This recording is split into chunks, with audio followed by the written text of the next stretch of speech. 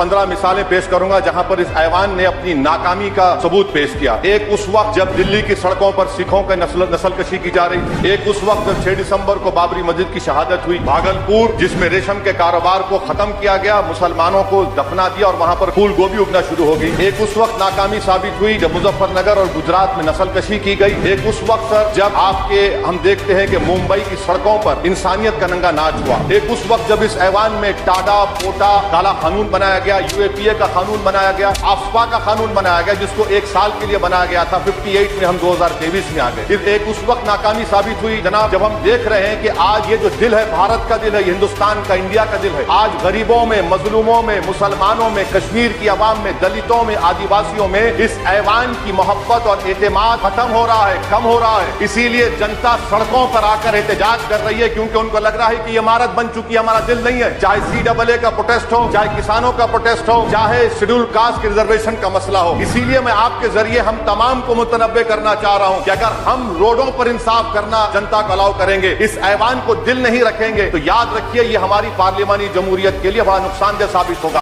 बहुत शुक्रिया सर, आपने मुझे आज एक तारीखी बहस पर बोलने का मौका दिया। मोहतरम जनाब, इस ऐवान के 75 साल के पार्लियामानी सफर की तकमील पर हम बहस कर रहे हैं। मैं सबसे पहले अपनी जानिब से खराज अकीदत पेश करना चाहूँगा मौलाना हिफ्जुर रहमान साहब को, जो पहली और दूसरी पार्लियामेंट के मेंबर थे, मेरे कायद सालार मिल्लत सलाहुद्दीन ओवैसी को, सुलेमान शेख साहब को और मौलाना बनात वाला साहब को। जनाब मोहतरम, इस ऐवान की नाकामियों का भी जिक्र हमको करना जरूरी है। 75 साल का तारीखी सफर इस ऐवान ने मुकम्मल किया।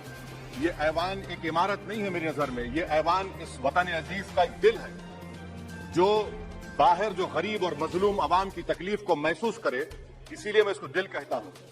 मैं आपके सामने 15 मिसालें पेश करूंगा जहां पर इस ऐवान ने अपनी नाकामी का सबूत पेश किया।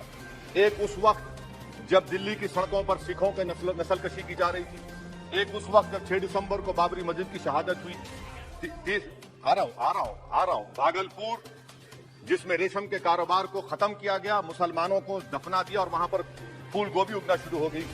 एक उस वक्त नाकामी साबित हुई जब मुजफ्फरनगर और गुजरात में नस्लकशी की गई। एक उस वक्त सर जब हम देखते हैं कि मुंबई की सड़कों पर इंसानियत का नंगा नाच हुआ।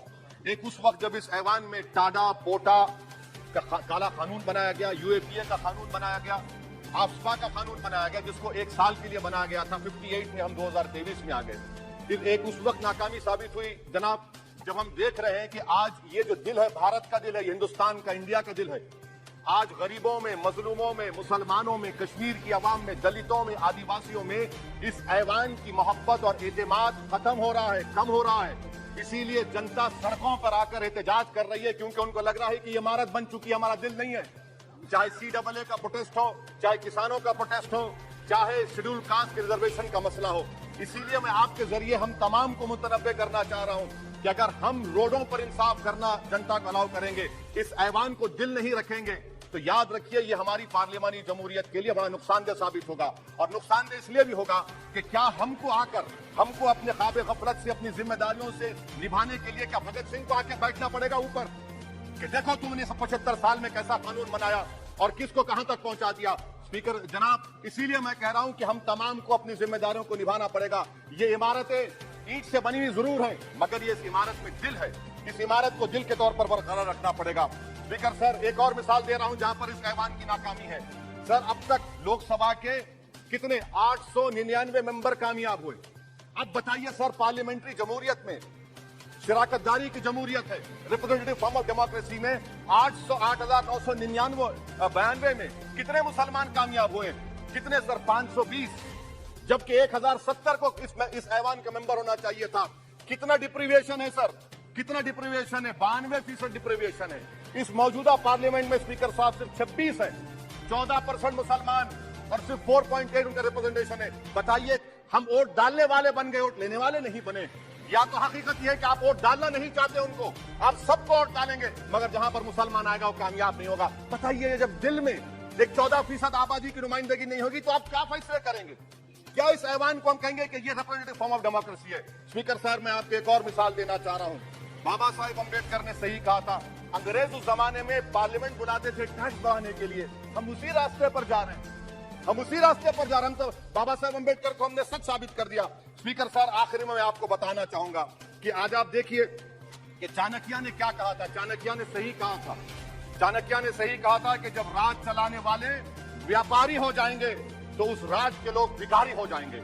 आज ये वक्त आ चुका है सर, आज ये वक्त आ चुका है कि क्या first pass the post system इस देश के लिए सही है या फिर हम प्रोपोर्शनल फॉर्म ऑफ रिप्रेजेंटेशन को फॉलो करेंगे। First pass the post system, जिसके पास एक मजहब का वोट होगा, जिसके पास दौलत होगी, वही इस ऐवान में आ रहा है।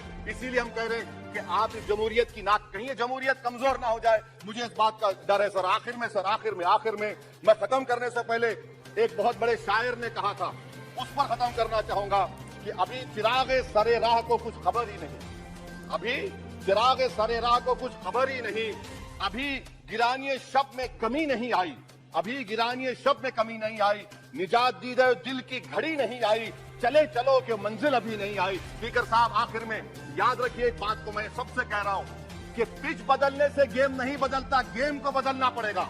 आप पिच बदल रहे हैं, वरना याद रखिए जब तक हम अपने जमहूरी उसूलों पर, रूल ऑफ लॉ पर, संविधान पर अटूट अमल नहीं करेंगे, वरना याद रखिए कहीं नई इमारत भी हिटलर की राइक्सटैग की इमारत ना साबित हो जाए। बहुत बहुत शुक्रिया सर।